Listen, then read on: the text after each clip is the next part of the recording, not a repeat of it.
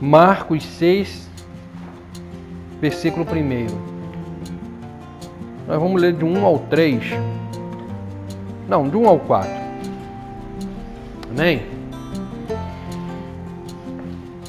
E partindo dali chegou à sua terra, e os seus discípulos o seguiram. E chegando o sábado começou a ensinar na sinagoga, e muitos ouvindo se admiravam, dizendo: de onde lhe vêm estas coisas? E que sabedoria é esta que lhe foi dada? E como se fizeram tais maravilhas por suas mãos? Não é este o carpinteiro, filho de Maria, irmão de Tiago, e de José, e de Judas, e de Simão? E não estão aqui conosco suas irmãs? E escandalizavam-se nele. E Jesus lhe dizia: não há profeta sem honra senão na sua terra, entre os seus parentes e na sua casa. Amém? Louvado seja Deus. Aqui nós encontramos neste texto 5 perguntas. Primeira pergunta: de onde lhe vêm essas coisas? Primeira. Segunda: que sabedoria é essa? Terceira: como se fazem tais maravilhas? Quarta: não é este o carpinteiro? 5. Não estão aqui conosco suas irmãs? 5 perguntas e só temos uma resposta. Simples. 5 perguntas a serem respondidas, né? Podemos dizer assim. 5 perguntas a serem respondidas. Como nós respondemos essa pergunta? Eles não conheciam Jesus. Eles conheciam acerca de Jesus, mas não conheciam Jesus. Foram criados com Jesus, conhecia a família de Jesus, que nós vemos o texto aqui que eles diziam que eles conheciam os irmãos de Jesus, eles conheciam as irmãs de Jesus, mas não conheciam Jesus. Quando nós pegamos esse texto, nós trazemos para os dias de hoje, colocamos em nossas vidas, nós encontramos também, temos que ter muito cuidado para não nos encontrarmos nessa situação. Porque qualquer pessoa que conhece a Jesus, ele tem a vida transformada. Ele tem que ter a vida transformada. Porque dizer que conheço a Jesus, mas não tenho a vida transformada, é porque não conhece. Conhece a família de Jesus, conhece os irmãos de Jesus, conhece, vamos dizer assim, superficialmente, ou seja, conhece acerca de Jesus, mas não conhece o próprio Jesus. Jesus, quando ele se revela a uma pessoa, quando a pessoa sente a presença de Deus, quando ele se revela para uma pessoa, a pessoa sente a presença de Deus. Quando Jesus é revelado a nós, nós sentimos a presença de Deus. E quando nós sentimos a presença de Deus, irmãos, não tem quem continue de pé. Deixa eu explicar. Então Jesus se revelou a mim, eu tenho que cair no chão? Não, não é isso que você está querendo, não é isso que eu estou dizendo, não. Não tem quem continue de pé com a sua arrogância. O homem não continua mais de pé. Ele não permanece de pé. Ele tem que prostrar-se. Ele tem que cair. Ele tem que cair. Porque se ele não cair, ele não cresce. Ele continua com a sua arrogância, ele continua com o seu nariz em pé, ele continua com os seus próprios conceitos e com os seus próprios sistemas em seu coração. A pessoa diz assim: eu fui no culto e como eu senti a presença de Deus, né? Como eu estou sentindo a presença de Deus hoje aqui no culto? Bom, se eu estou sentindo a presença de Deus, alguma coisa tem que acontecer em mim. Porque eu não conheço ninguém que tenha sentido a presença de Deus e não tenha mudado. A não ser nessa igreja pós-moderna, onde as pessoas sentem a presença de Deus através de emoções. Elas sentem, não a presença de Deus, mas elas sentem o arrepio, elas sentem a emoção pelo momento, elas sentem a emoção pela oração, pela música, pela palavra, às vezes pela maneira como a palavra está sendo ministrada, ela sente a emoção. Mas sentir a presença de Deus é muito diferente. Temos alguns textos bíblicos que nos mostram, por exemplo, Pedro, João e outros que estavam pescando. Quando Jesus se revela a eles fazem o quê? Eles abandonam tudo e partem, seguindo a Jesus.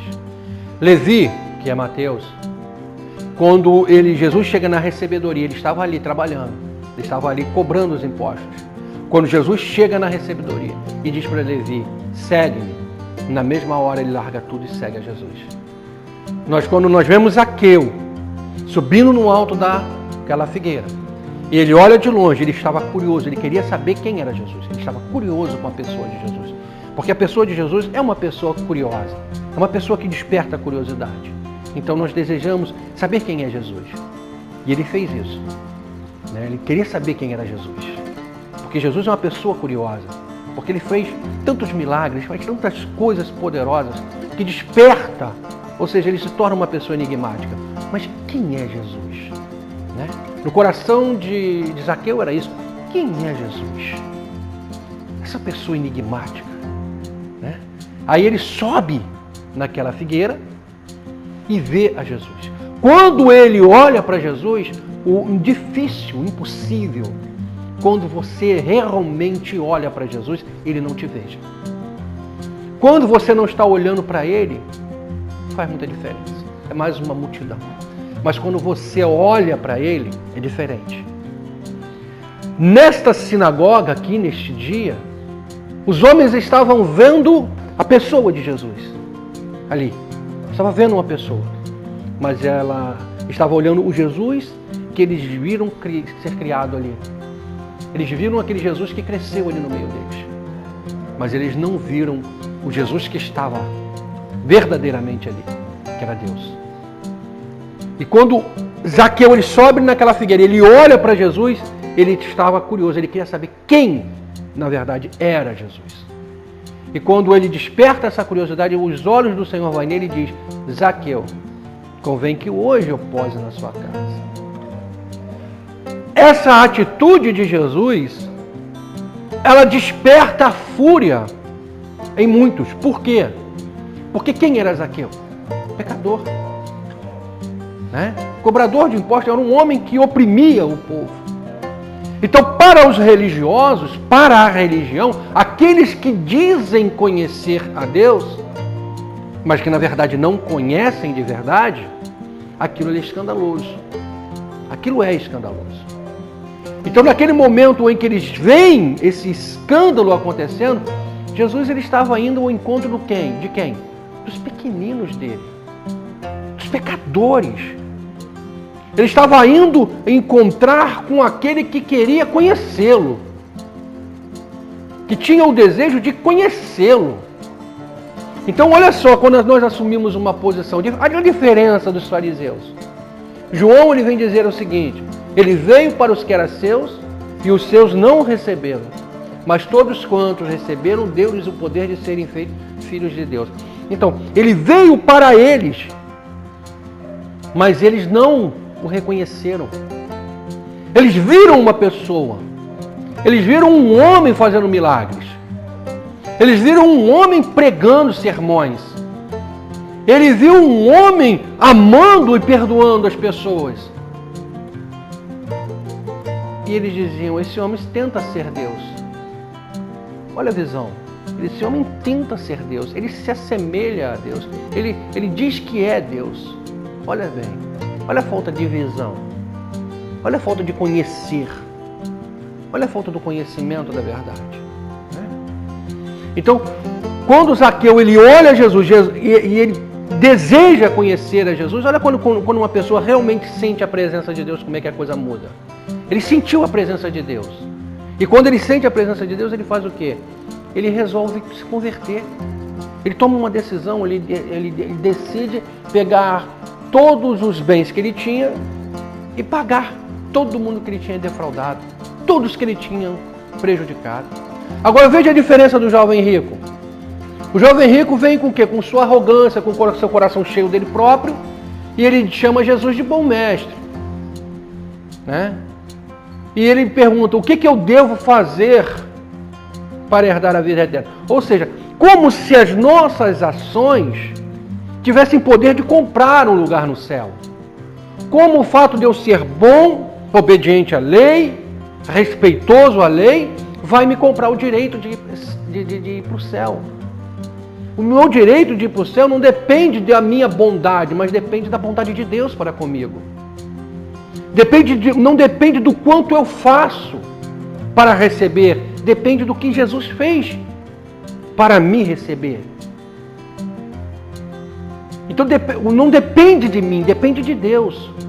E já que depende de Deus, não depende mais de mim, e então eu encontrei com Ele, recebi a sua promessa, o que eu faço?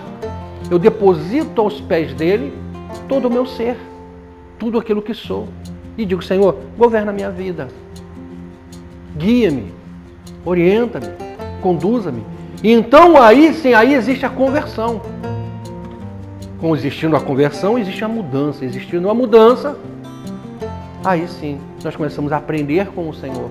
Começamos a entender. Ou seja, quando nós encontramos com Jesus, as coisas mudam. O apóstolo Paulo estava indo com seu coração cheio de ódio para Damasco. Ele tinha carta nas mãos, ele tinha pedido cartas para quê? Para prender, matar, se fosse preciso, os cristãos. Então veja, os perseguidores são os maiores missionários. Eu já falei isso aqui esses dias. Teve pessoas que ficam assim, como? Os maiores missionários são os quem? Os perseguidores. Sabe por quê? Porque é com a perseguição que saem os puros. A palavra de Deus diz que o ouro é purificado aonde? No fogo. Então os puros são purificados no fogo. Os verdadeiros cristãos saem do quê? Da perseguição. Não é da comodidade. Nós estamos vivendo um tempo, uma igreja simpática. A igreja nunca foi simpática. Jesus, ele nunca foi simpático. Né? Quando ele pregava a palavra, ele fazia o quê? Ele provocava, ele enfurecia os corações. É isso que aconteceu com Paulo. Ele tinha o seu coração enfurecido pela palavra e vendo o evangelho crescendo, né? E ele partiu com ódio para Damasco para prender os crentes, para matar, para se for preciso matar, fazer o que fosse. Mas ele queria prendê-los. Mas no caminho, o que aconteceu? Ele encontrou com Jesus. Ele encontrou com Jesus, ele ficou completamente cego. Aquela cegueira representa a sua vida, né? Ali agora sendo transformada, né? Porque na realidade o que ele era, só foi revelado aquilo que verdadeiramente ele era, cego, né? Então quando Jesus ele se revela, ele mostra quem verdadeiramente nós somos e o que realmente estamos passando e o que precisa mudar. Então ali Paulo entende que ele precisa mudar. Então ele vai para Damasco, chega ali um homem de Deus, impõe as mãos sobre ele, depois de 3 dias ele é curado. Então, olha só a revelação de Deus para a vida dele. O que aconteceu com Paulo? Aquele que antes perseguia, aquele que antes queria prender e matar, ele agora quer quebrar as cadeias. Agora ele quer quebrar os grilhões, que assim como ele era cego, ele começa a enxergar que muitos são cegos e precisam ver, precisam de vista. Assim como nós estamos vivendo numa igreja simpática, as pessoas estão completamente cegos. Esses homens, eles não sabiam, eles fizeram 5 perguntas. Eles tiveram 5 perguntas ali. E eles não sabiam a resposta para essas perguntas. E Jesus também não responde a pergunta deles. Só diz para ele que não existe profeta nenhum que não tem honra na sua casa, na sua pátria. Ou seja, vocês são cegos. Vocês estão completamente cegos porque vocês estão olhando para o homem Jesus. Se nós olharmos para o homem Jesus, nós não vamos conseguir contemplar o Deus que é Jesus. Como muitos fazem, olham para o homem Jesus e não olham para o Deus Jesus. Né? E outros acabam se esquecendo que Jesus é Deus. E vê o homem bondoso, Jesus, e acaba se esquecendo que ele é Deus. E Deus, ele é o quê? É justo. E aí começa a transformar a graça salvadora em uma graça barata. É uma graça barata. E a graça, ela começa a perder o seu brilho. Porque ela começa a ser ensinado que Jesus é tão bonzinho que não importa os seus pecados, Ele vai te salvar. Jesus, Ele é tão bonzinho, Ele é tão amoroso, que Ele está pronto a te perdoar. Quantas vezes você pecar e a pessoa continua naquela vida de fornicação, continua naquela vida de pecado, continua naquela vida de mentira. Não, Jesus, Ele me perdoa. 70 vezes 7. Eu peco 70 vezes 7 o mesmo pecado e 70 vezes 7 eu sou perdoado. Eu fornico e sou sempre perdoado. Não é dessa maneira. Acaba se esquecendo da justiça. Porque o mesmo Deus que lançou o dilúvio e consumiu a humanidade é o mesmo Deus Jesus. As pessoas se esquecem disso. O mesmo Deus que mandou, que falou para Saul, vai e mata todos eles, não deixa nenhum e nenhuma descendência, é o mesmo Jesus. Não mudou não. Ele continua sendo o mesmo. É o mesmo Deus que lá destruiu Sodoma e Gomorra, é o mesmo Jesus. As pessoas estão se esquecendo disso, estão tornando a graça barata. Se esquecendo disso. Que Jesus é o Deus que subjugou o mal. Está subjugado.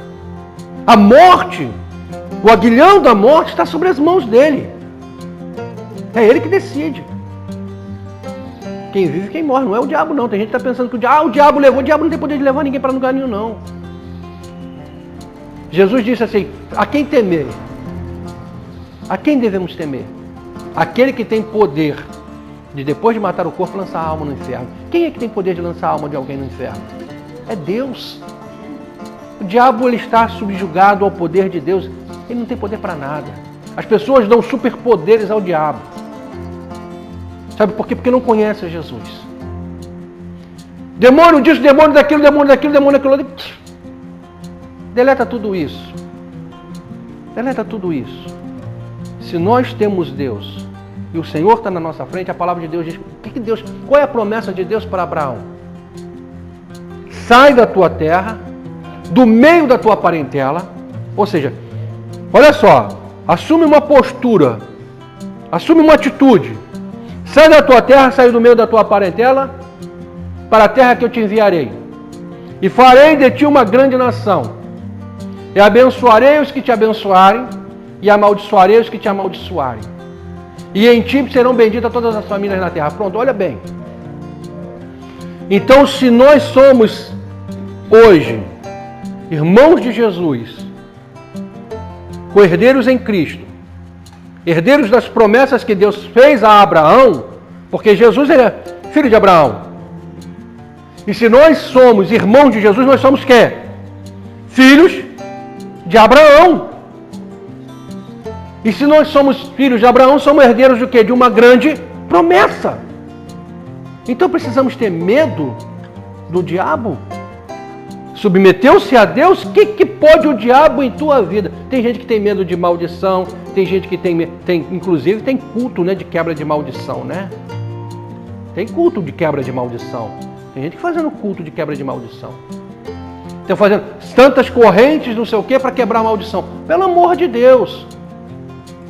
Pelo amor de Deus, se você tem Jesus, a palavra de Deus é suficiente.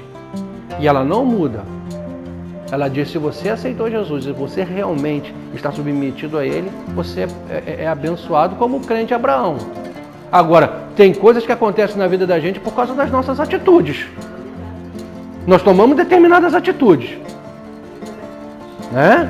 As nossas atitudes, elas vão acarretar situações da nossa vida. Mas quando nós nos submetemos a Deus, como disse aqui a irmã Rosana, conhecereis a verdade e a verdade vos libertará. Estamos libertos de todo este cativeiro. Né? Ah, não, eu tenho que fazer culto de quebra de maldição. Pelo amor de Deus, a maldição já foi quebrada da cruz. Vou ter que sacrificar Jesus Cristo novamente? Não. Não temos que sacrificar Jesus.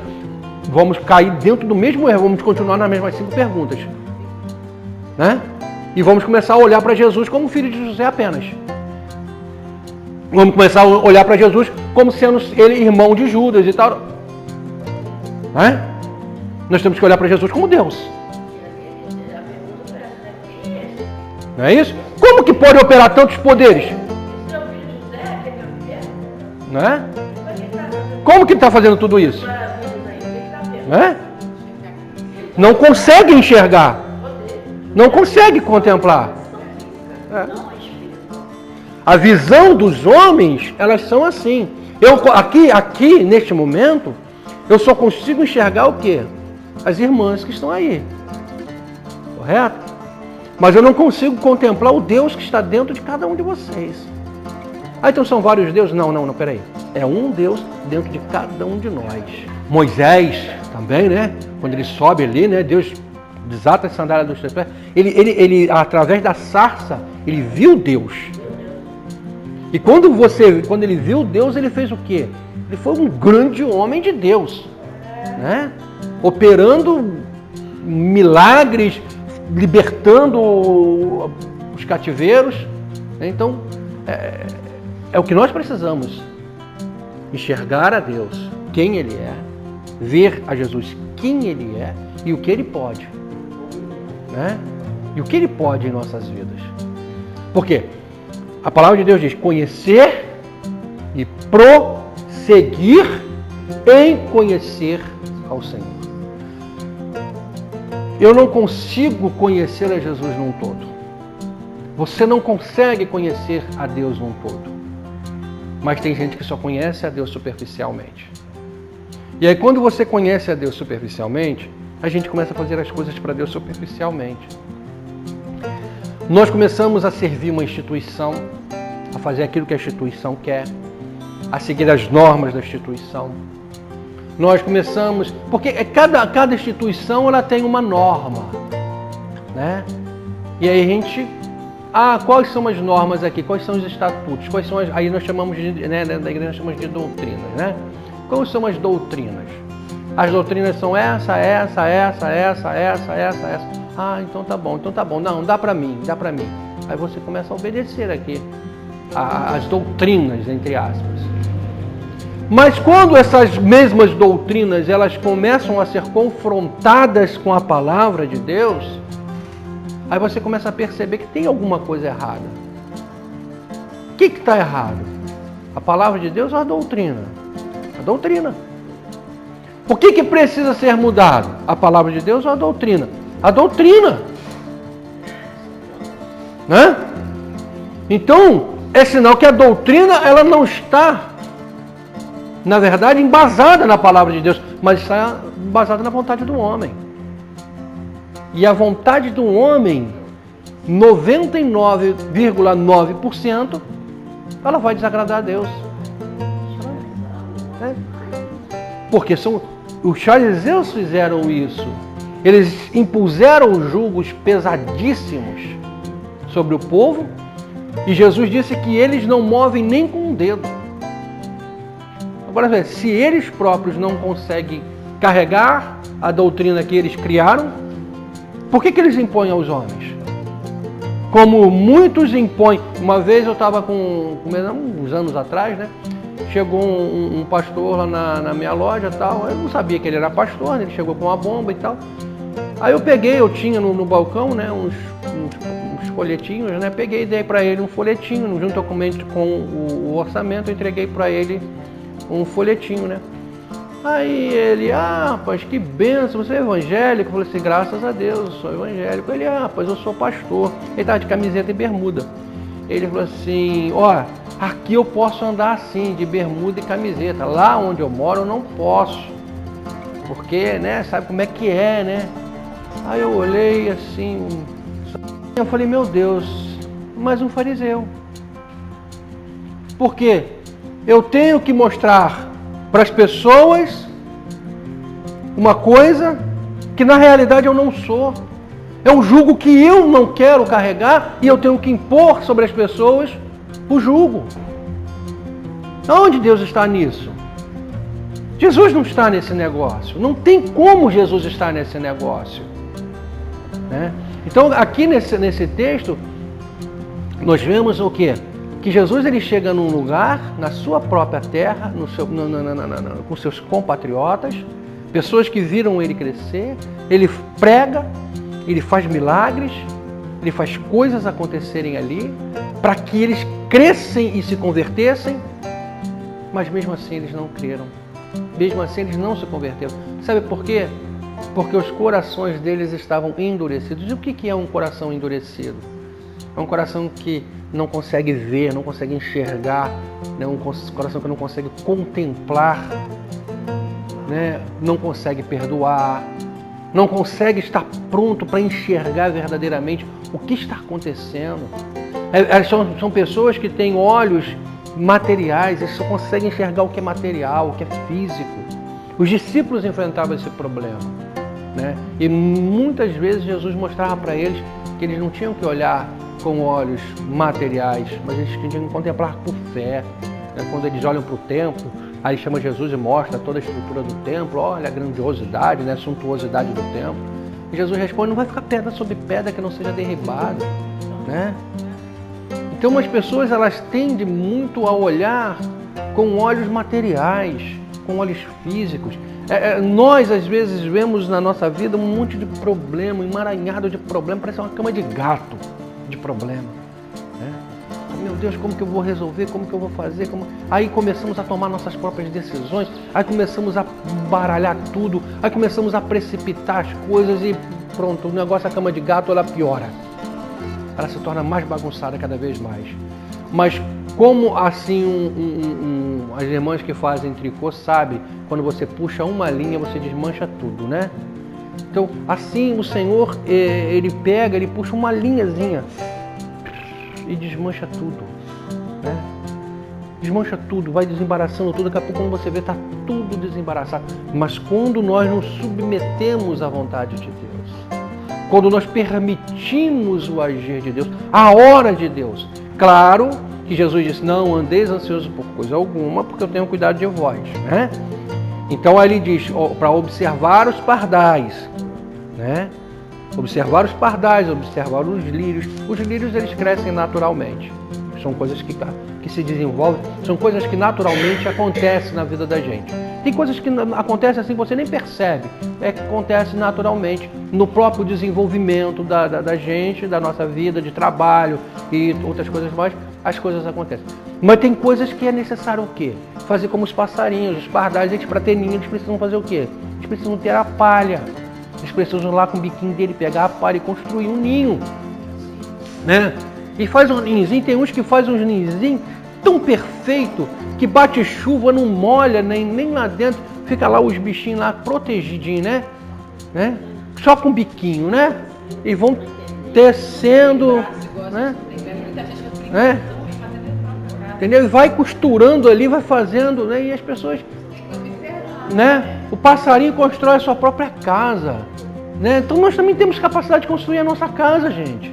A nossa casa espiritual e a nossa casa física, né? Nós temos condições de construir. Deus deu a nós a sabedoria para isso, né? Deus nos deu essa sabedoria.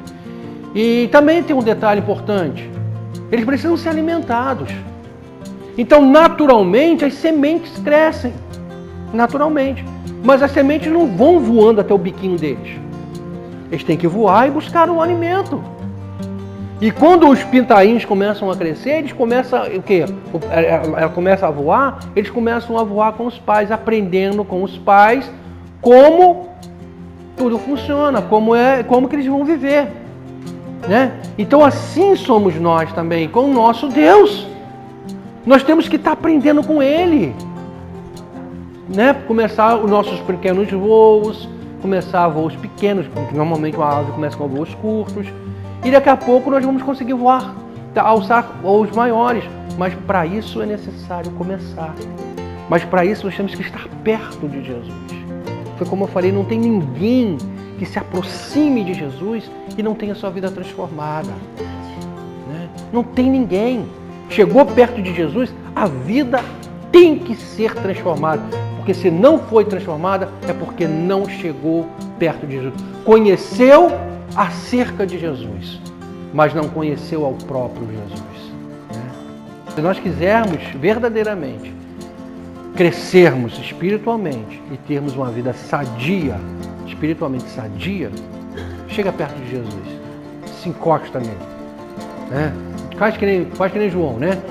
Deita logo no peito dele e fica. Maria, se lança lá aos pés dele, se agarra como a mulher do fluxo de sangue, se agarra aos pés dele, para que você veja a virtude seja derramada na sua vida. Amém?